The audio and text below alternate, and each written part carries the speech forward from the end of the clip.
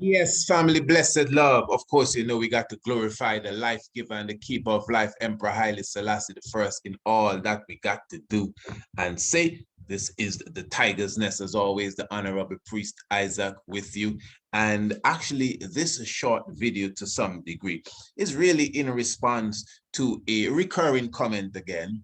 And it's basically from the same person. I was actually looking for one of the comments before we started, but I was not picking it up, and I said, listen, man, let me just go straight away and do what I got to do.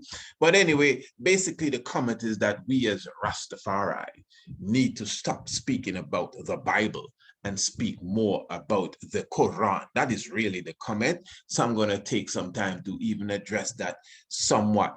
And I'm going to more address the speaking of the Quran's aspect of it.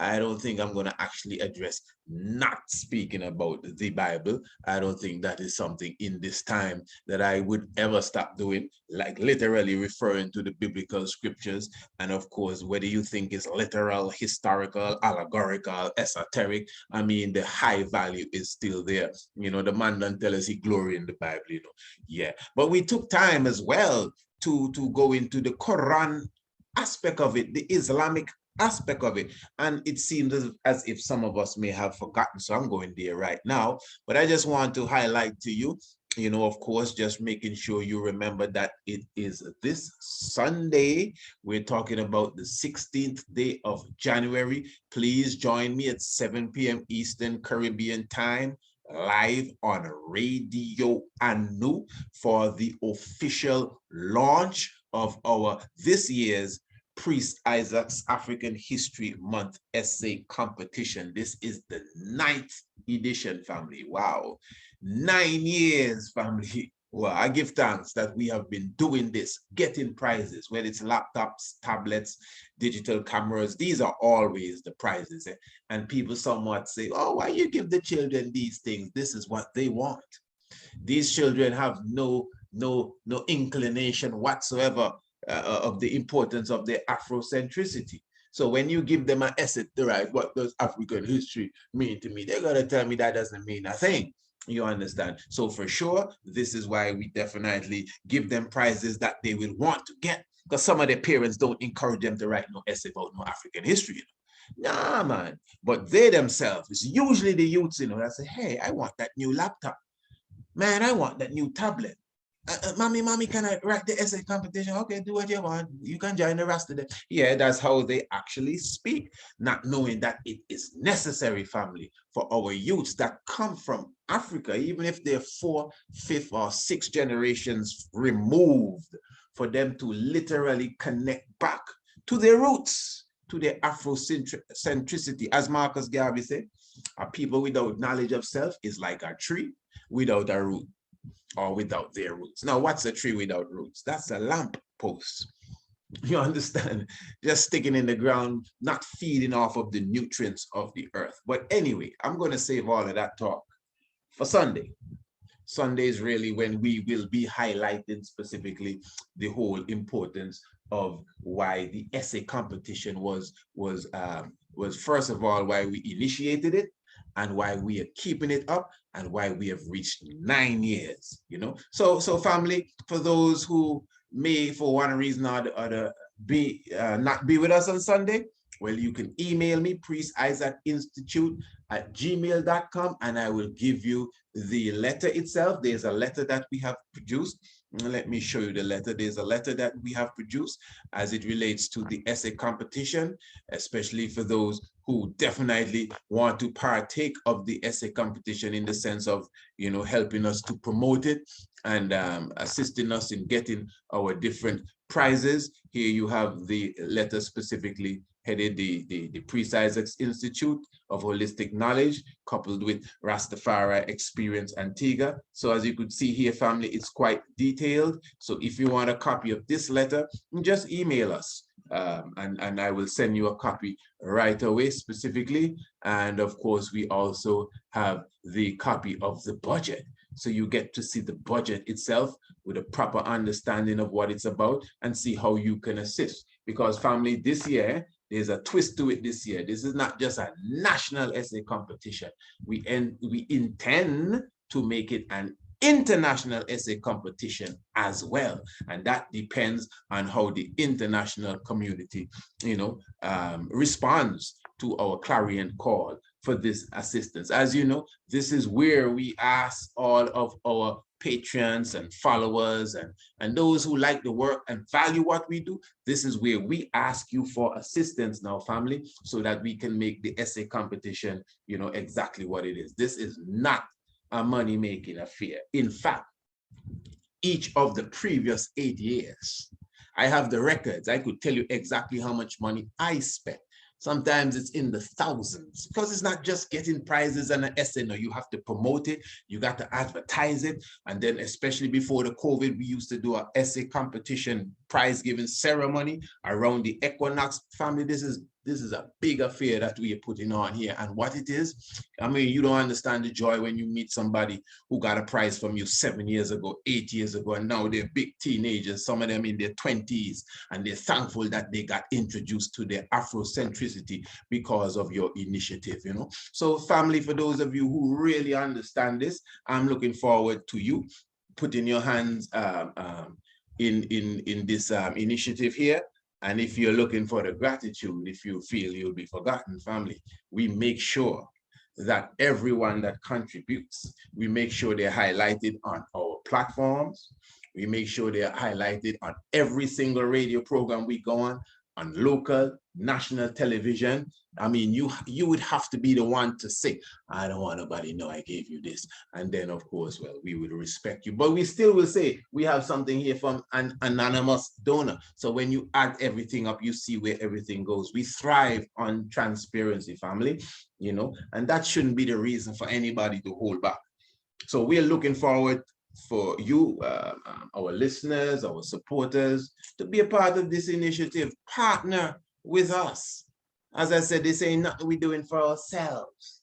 This is so that our youths can come to another level. It's as if we don't love our youths. I'm telling you, I feel it sometimes, the way that this conscious community, so-called, reacts to things that have to do with children. We just like big people talking, arguing and debating and who have the right color and bun this and bun that. But when it comes to the children, let's set up a nice program for our children. Oh no, we ain't got no time. When is the next debate?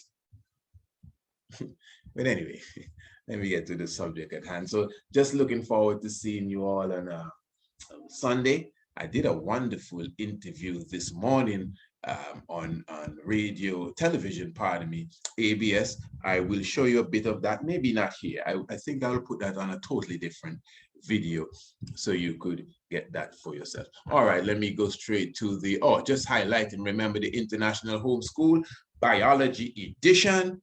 Monday will be the first class going out, family. This Monday, the 17th, that's the first class going out. Now, of course, keep in mind, this is not like the system where you got to sign in quick before the school term starts and all of that. No, that's not the way it goes.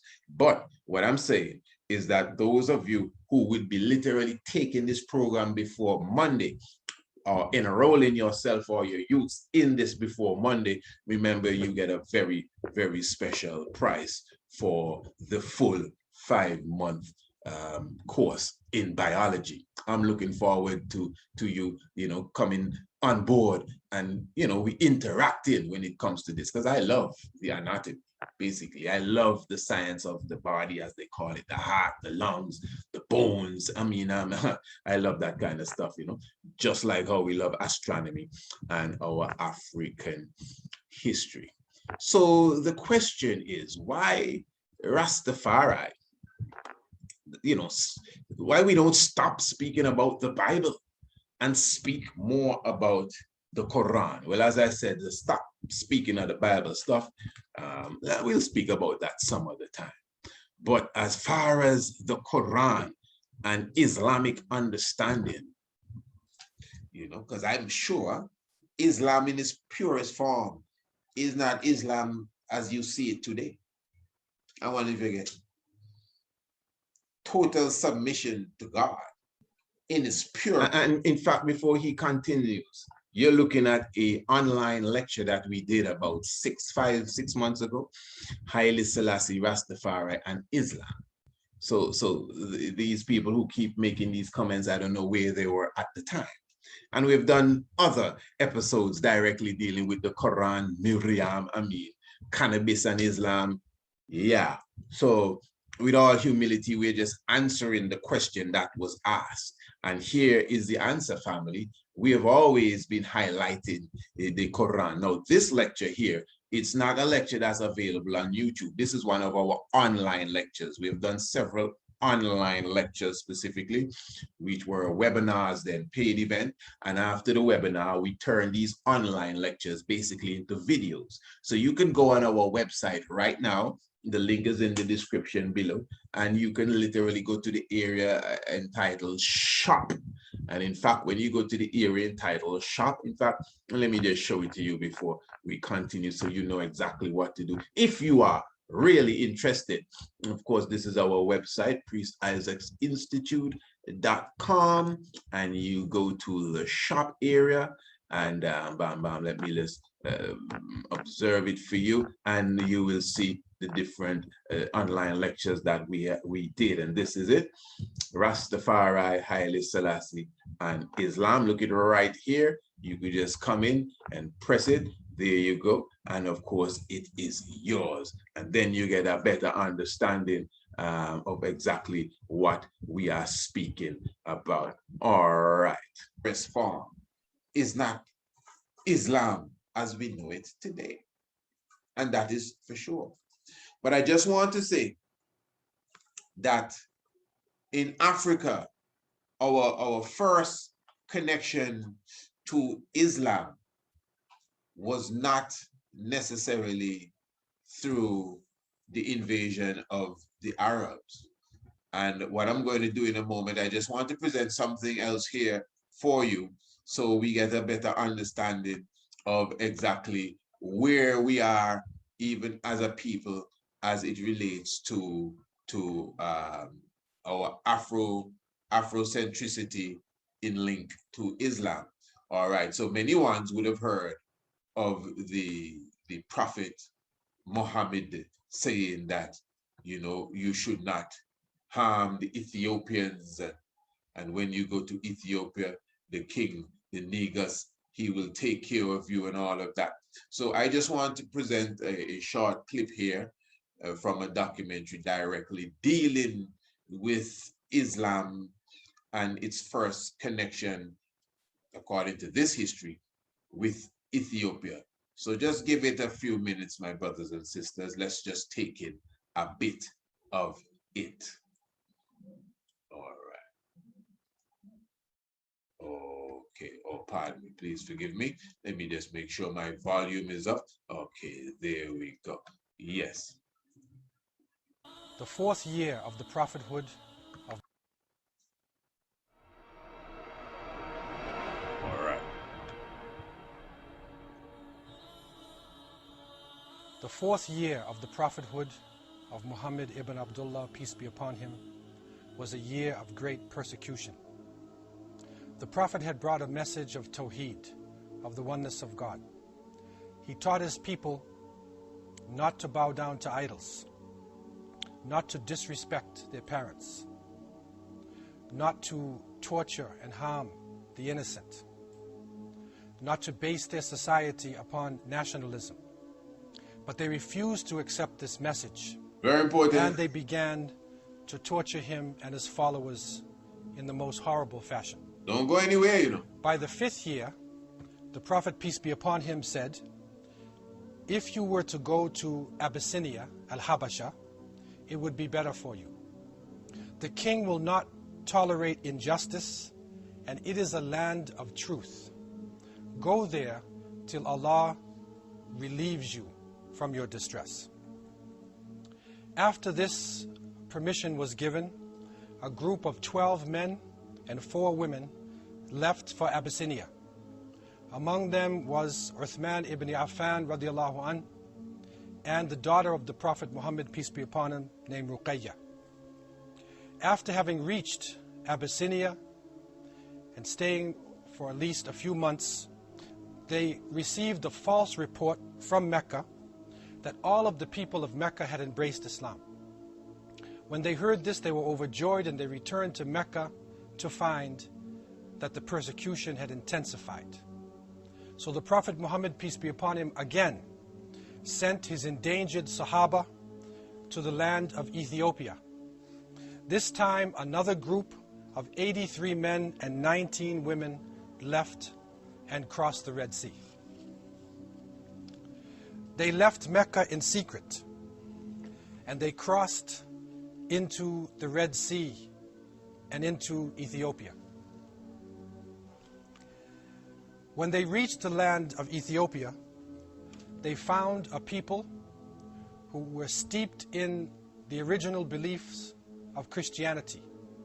They found the land of justice, and they found a righteous king. Who was this righteous emperor? And what was this land?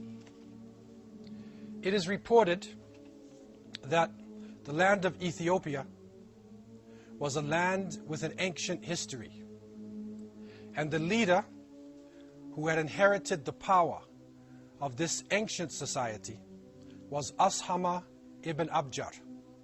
The title given to him was An-Najashi, or the Negus.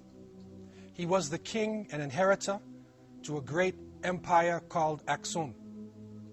This empire was founded long before Christ, but by the centuries, the 3rd to the 6th century, it became the greatest market in northeast Africa.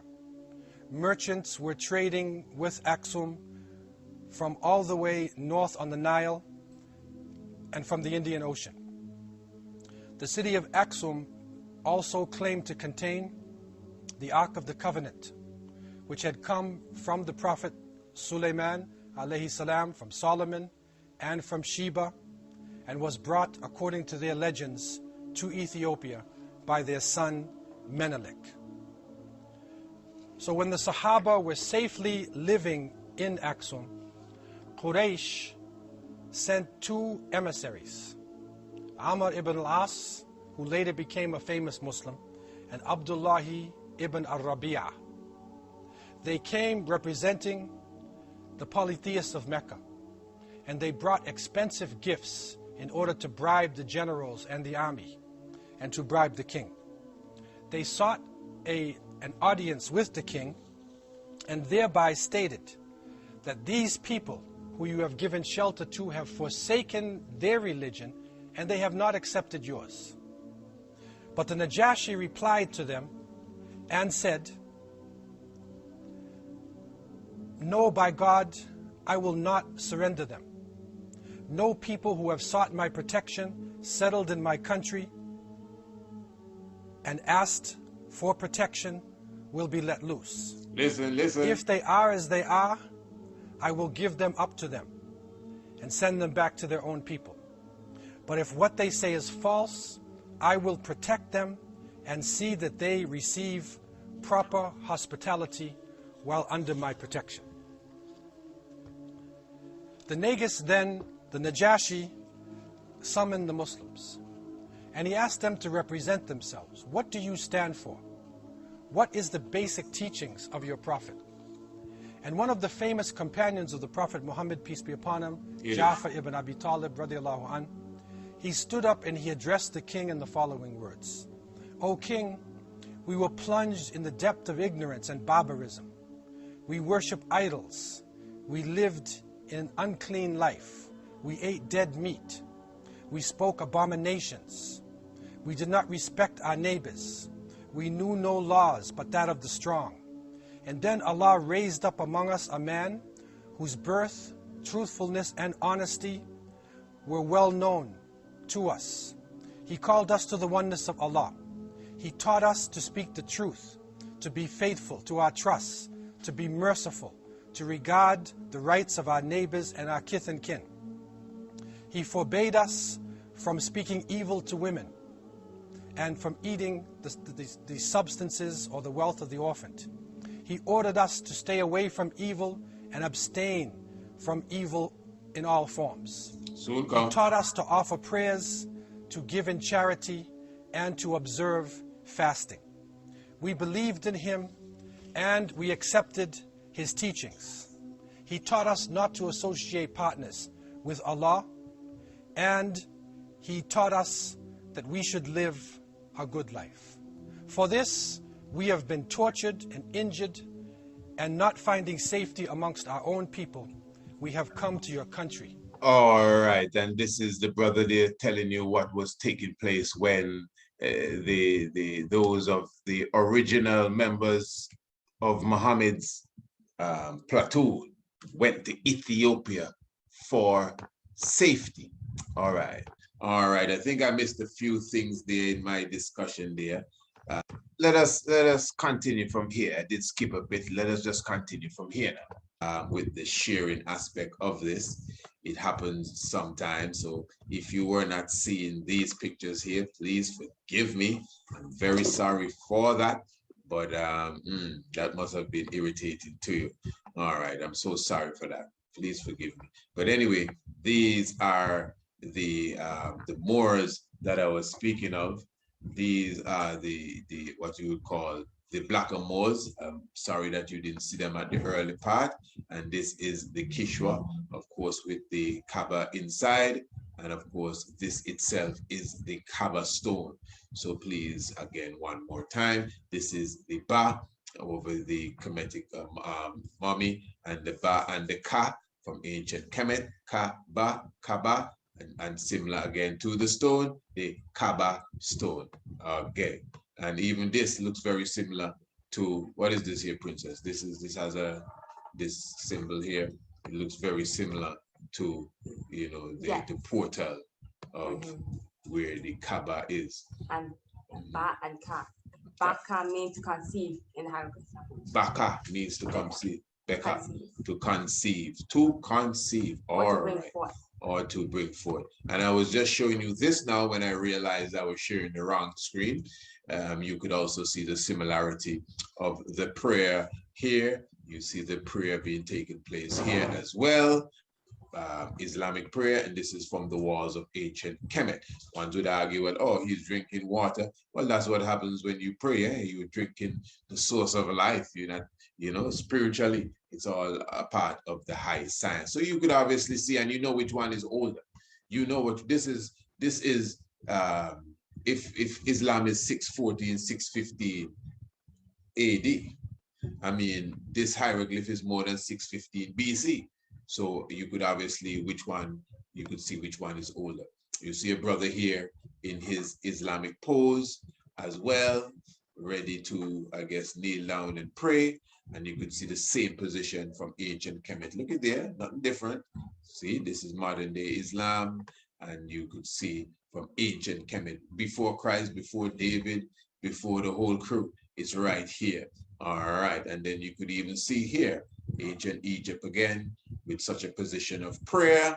You could see with the palms of the hands facing upwards, and the same way in Islam, you could see the same position of prayer, you know. So when you talk about all the Egyptians, okay, let me come in here now just for a second. So you could obviously see that we have gone into depths when it relates to Islam, Rastafari, and the Koran as well. And I must say, when we were doing this live, if you notice, I was apologizing for not showing the screen at a certain time, but that was my mistake. Everything was perfect.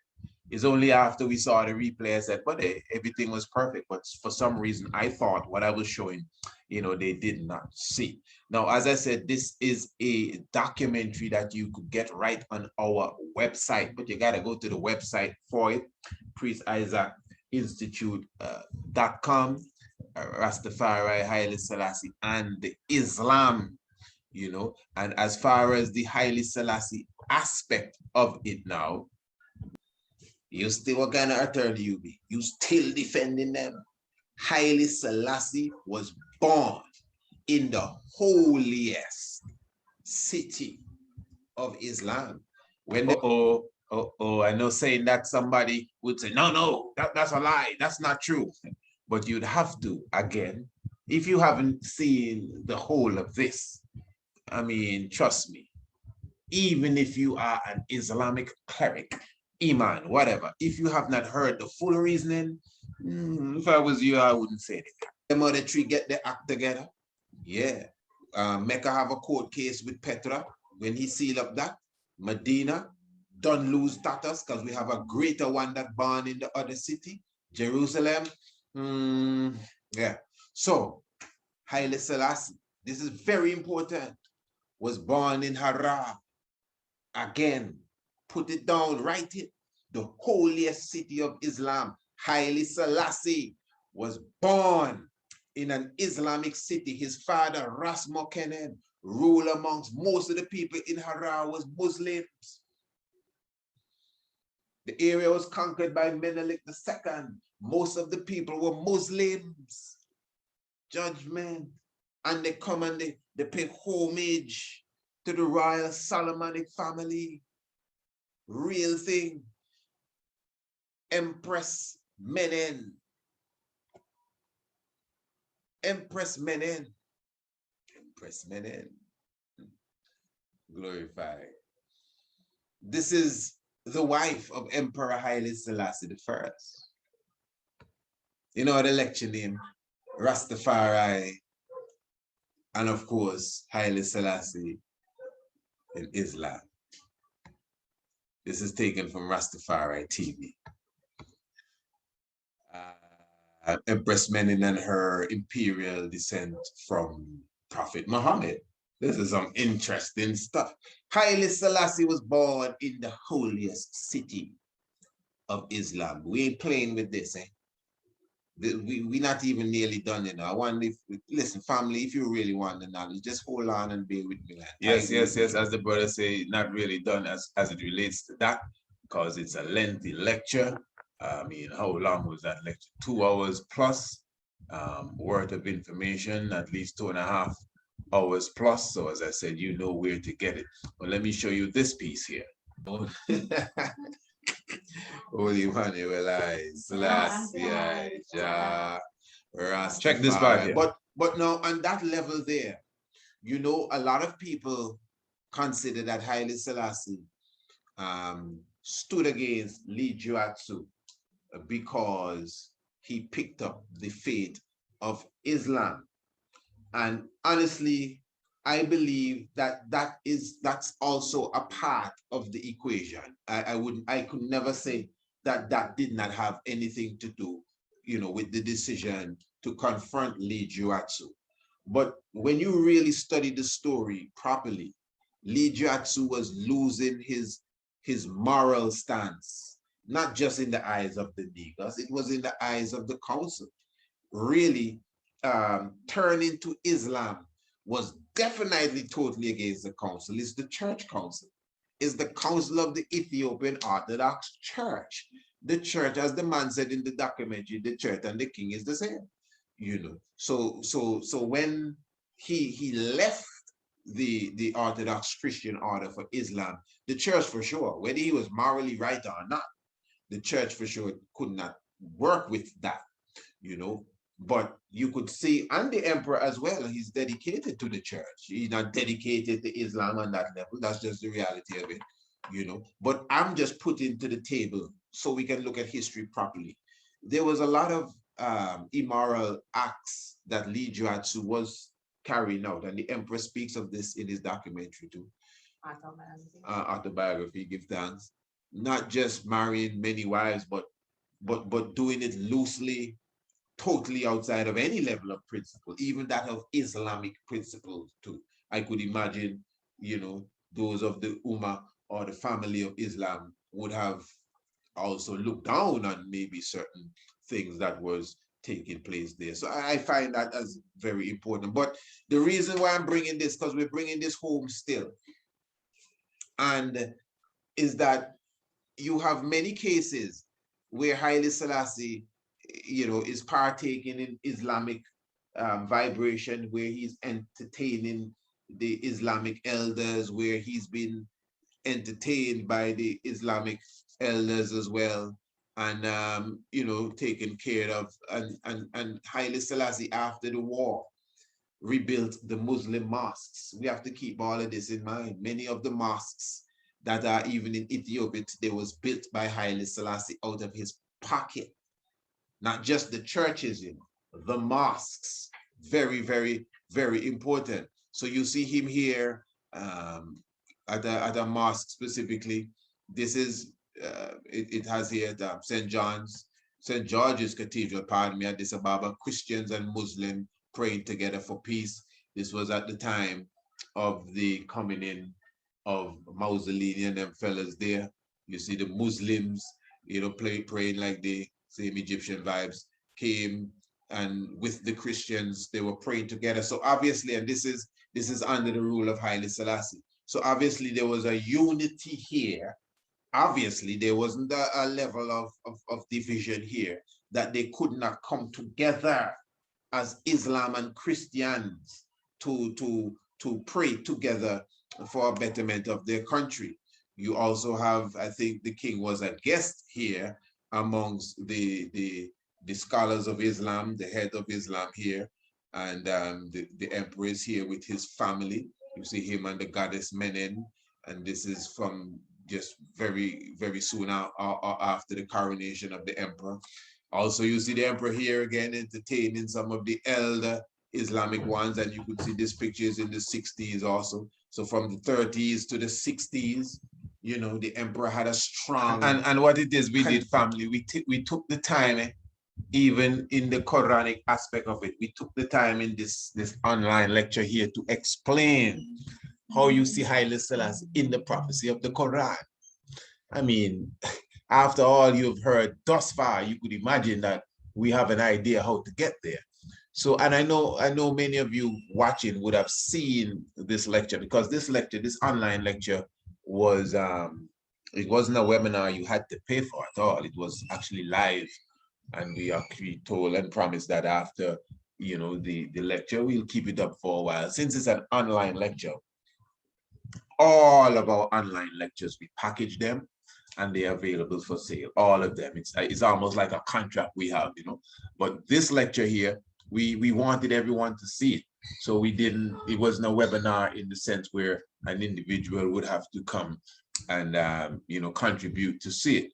But of course, it's not on YouTube now, so I'm just telling you, you can run and go and try to look for it, but you could definitely find it on our website. Again, just visit our website, priestisaacsinstitute.com, and here it is. We're talking about Rastafari, Haile Selassie, and Islam. You can see it right there. And even while you're in the shop area, you could also check upon the other different lectures that we have. The Living Gods of Kemet, part 1, 2, and 3 is actually 3 parts. The Living Gods of Kemet, specifically a series. Of course, the in tune and enlightening and up to date as far as meditation, Night of the Black Tiger, and of course the Master of Ceremonies. And you could also check out our books, the book Anu, Ancient and Modern. This lecture here is a serious lecture. This is the one done by myself and the Honorable Princess Acacia Menin as well. You need to check all of that out for sure. We're talking about the lecture as well, the African warriors, sisters, the divine black, of course, the book, the heavens declare the glory. I mean, there's so much information. These are the children books written by the young ones, the Fire Festival. How many of you have seen the Fire Festival by the Honorable Prince Almasi? Only $3, not even $3, $2.49. I tell you, we don't support the youths. $2.49. The Fire Festival, wonderful book the Honorable Prince Almasi did. You know, of course, he does all his own designs. In fact, the Honorable Prince Almasi is our chief designer. He is the one that designs basically everything that we show to you, you know, all but 10 years old, and he just turned 10 too, you know, so you know, being my right hand even here on the battlefield, you understand, one should show appreciation for a book that costs $1.99. And of course, you know, the young prince bringing his scientific fact to you anytime he get a chance. The young princess bringing her key Swahili word of the day. That's the next right hand here. It's our right hand we have it. You must have said, well, if he's the right hand, who's the left hand? We never left no hand nowhere. All of our hands are right hands. You understand? So for sure, definitely you could visit the shop. And as the youth them say at the end of Youth Connect, or at the beginning of Youth Connect, which comes to you every Monday, you know, at 4 p.m. on radio. And they always say, if you want to support Youth Connect, visit the shop and purchase our merchandise. So the youths have their own merchandise. In fact, since we're there, let me just run forward on this again to show you in more detail that we're speaking of, even when it comes to, you know, for sure, when it comes to the garments. The Honorable Prince Almasi is the chief designer here when it comes to the garments that we have in store. Your Tiger's Nest shirt, for sure. Well, you know, we had a special on, but that special is past, but you could still buy your Tiger's Nest shirt.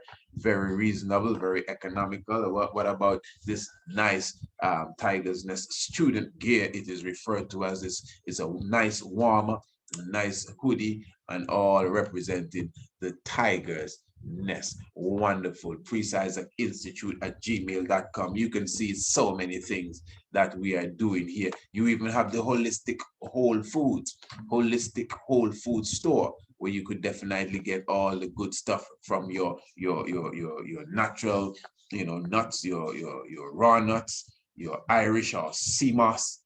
Also talking about your oils, your natural virgin oils, coconut oils, olive oils, and of course you could get, you know, everything that you could really think about, you know, honey and agave, your maple syrup as well, your essential oils, you know, eucalyptus, oregano oil. And you know, the oregano oil is a key oil right now when it comes to Mr. COVID and Mrs. Corona. The oregano oil and the thyme oil and you know, even your not your wintergreen, but and I just used some a while ago there. But anyway, all of your good oils, specifically your eucalyptus oil, all of these oils are good against the bacteria and the viruses that you have running around. But the main thing I'm just reminding you of, family, I'm talking about Sunday, 7 p.m. sharp. Looking for your presence with us on radio. And we are officially launching again the ninth edition of the annual Priest Isaac's African History Month essay competition. I'll be giving a lecture entitled Remember the Youth. I think it is quite timely, because we definitely are people that seems to forget the young ones a lot. So looking forward to your presence. And don't forget the International Homeschool Program. Remember, we definitely, yes, we already have the African Heritage and Astronomy, of which many of you are not a part of. Many of you are not a part of the African History, Heritage, and Astronomy. And I always encourage you, just email me and say, Priest, send me one of the programs then. Now, let me see how it looks. That's all you have to do. Just say, Priest, send me one of the programs then. It don't cost you nothing, you know. I have my little youth here. I'm going to make him watch it. If he like it, I talk to you. Yeah, man, make the youths watch it. Don't deprive them. I hope, no, to be honest, you know, I hope you fill in the head with some African history, you know, honestly. I hope you're filling their head with understanding of the cosmos, because we'll do it for you. To me, it's almost for nothing. Them little pennies that you pay for this is almost nothing, especially if you're gonna compare, you know, the standards that we are bringing the young ones to. You know, the same knowledge you're getting here is the same knowledge they're getting, but they're getting it in baby food form. That is the science. That is what Babylon, now let me not use no Babylon word. They like to say the trick. We ain't tricking nobody here. That is the science. You know, that's the formula. That's the remedy for sure for the young ones. Yes, family, give thanks. I am going to post the interview that I did today, or was done, because I was the one being interviewed, and I will post it for you, for those of you who would love to see it. And definitely it will be a joy. So when I see you on Sunday, Radio Anu, we will definitely be going into deeper waters. I'm going to be giving a wonderful lecture. Believe me, remember the youths, and for sure giving you all the details as it relates to the upcoming African History Month, the whole month of February. You know, so don't think like, wow, you're talking about that again. This is all we're going to be talking about. Well, not all, but we'll be talking about this until the prize giving ceremony is over. 9 years. Give thanks. Holy Emmanuel, Selassie, Jah Rastafari.